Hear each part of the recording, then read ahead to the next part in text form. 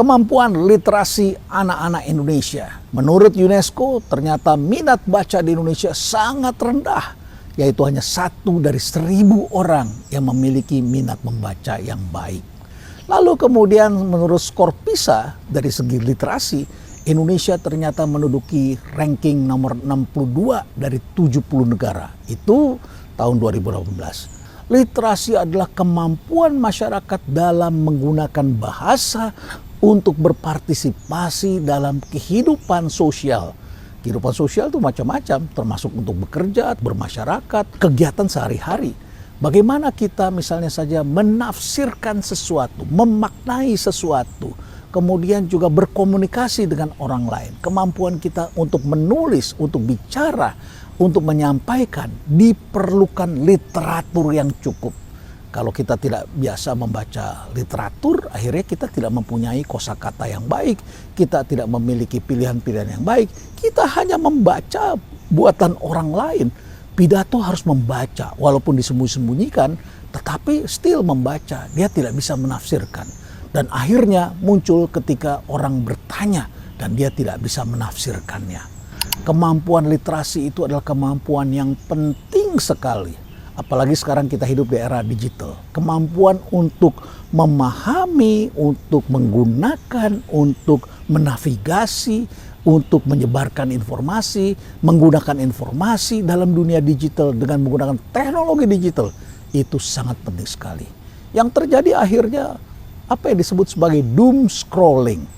Doom scrolling itu adalah orang jadi bodoh sekali menafsirkan informasi yang dibaca berita-berita negatif tentang dirinya, negatif tentang orang lain. Terus dia scroll terus menerus.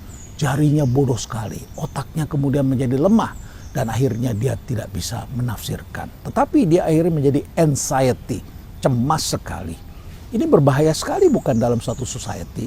Jadi literasi ini sangat penting sekali. Literasi kalau dulu orang tua kita bercerita, membacakan dongeng dan sebagainya. Kalau orang tua sudah sangat sibuk dan malas pula sampai di rumah. Orang tua saya sangat sibuk tetapi tengah malam dia bangunkan atau sebelum tidur dia bacakan buku, dibacakan dongeng, dibacakan cerita. Ini mendorong daya imajinasi dan membuat kita ingin membaca buku tersebut. Di sekolah kita diajarkan bukan hanya membaca, tetapi juga diajarkan menulis, diajarkan diksi, pilihan kata, tata bahasa, peribahasa, banyak hal. Sehingga kemudian kita bisa menulis, menginterpretasi, dan kemudian bisa berkomunikasi dengan baik. Orang-orang yang berkomunikasi dengan baik umumnya adalah orang-orang yang memiliki literasi yang baik.